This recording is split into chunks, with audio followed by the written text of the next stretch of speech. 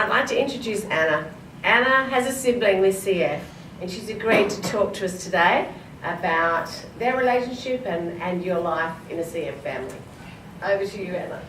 Thank you. And just before I start, how many people are actually siblings in the room at the moment? We've obviously got 1, 2, 3, 4. Okay, so not a huge number, but that's okay.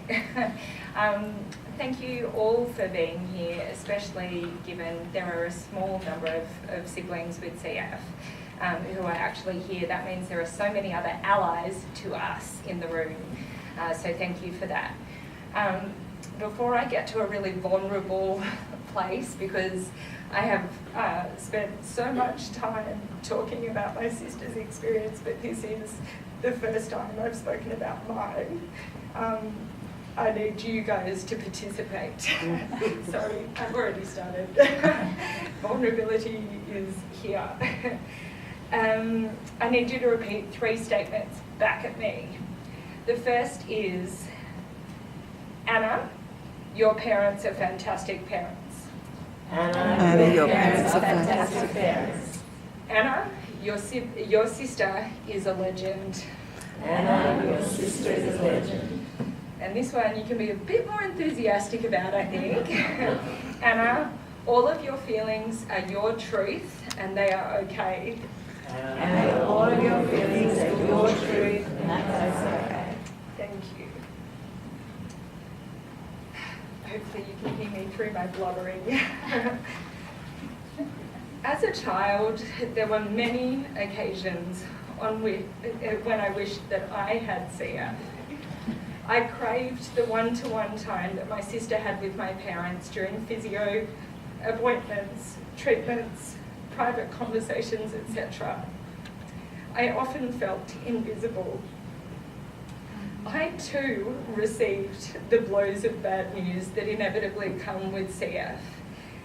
And yet there was so much focus, or certainly it felt that there was so much focus by my family, society, and even the medical community on making sure that my sister and my parents were emotionally supported in those really tough times, and that support was absolutely appropriate.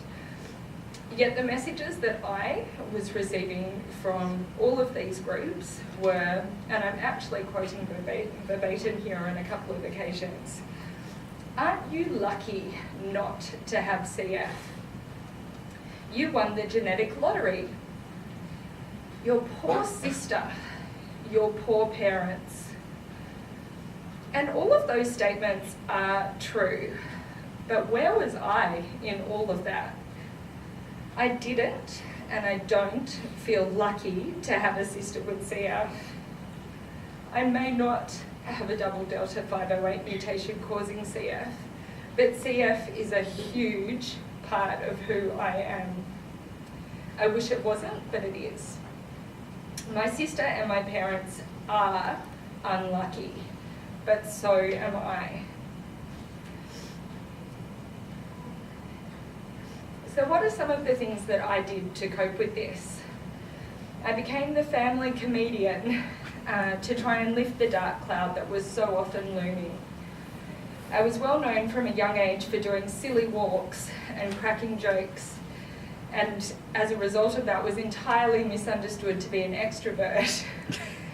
But all of that was really me just putting on a mask to try and help my family when they were feeling blue. There was an occasion when my sister Jeanette was hospitalised for 2 weeks. Let me just pause actually. I should have introduced my sister. She is Jeanette Hayward. She does have a blog capturing CF, which many of you will be aware of.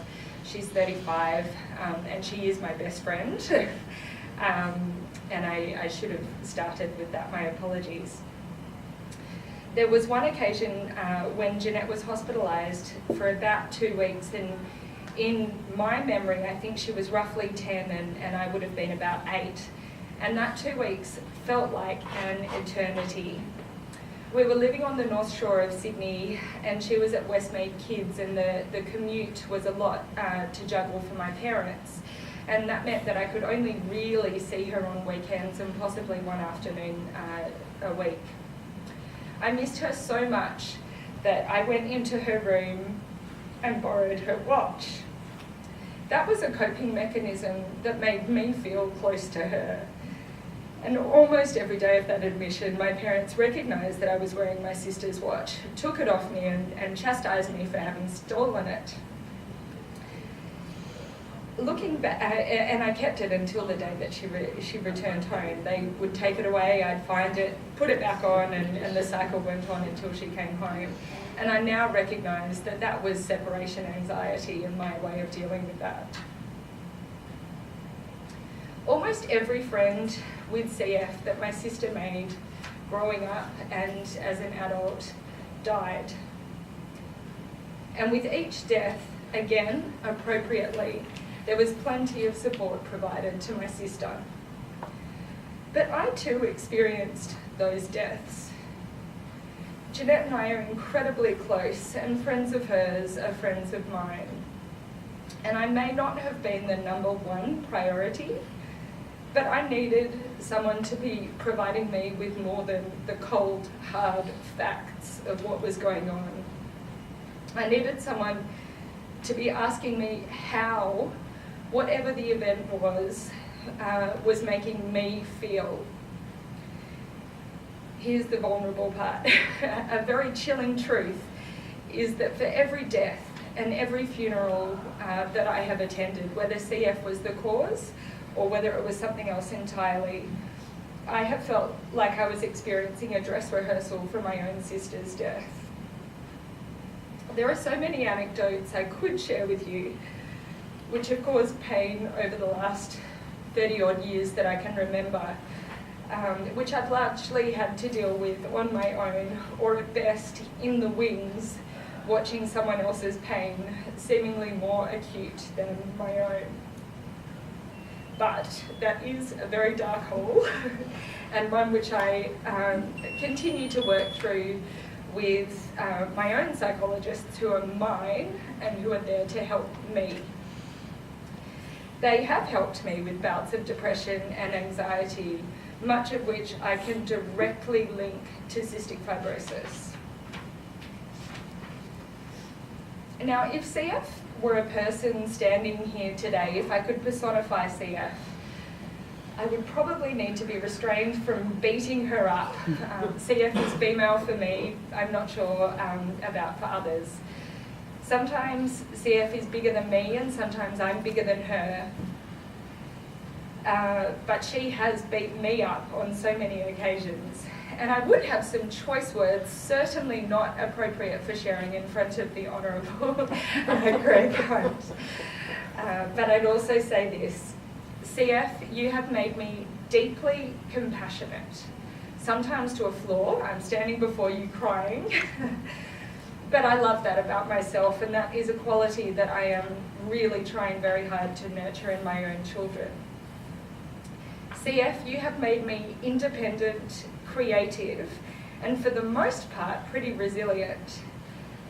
I often sat outside of my sister's appointments at clinic when I was 4, 5, 6, 12, 32, often entertaining myself, but also often creating my own version of what was happening inside those appointments.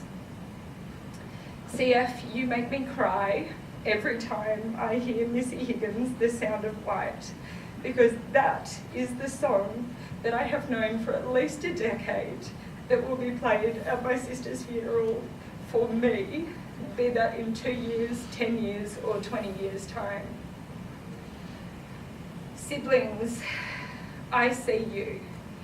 I see the complex emotions that you're grappling with. We are an even more private club than the club of CFers who we know so well and love so dearly. And yet we have no clinic appointments or tune-up admissions to monitor our physical or our mental health. There are no starlight wishes for this club. As a member of this club, I have often felt invisible, guilty, even just sharing this story and the emotions that I've expressed. I feel selfish for feeling a lot of these things. jealous, confused, scared, depressed, and anxious.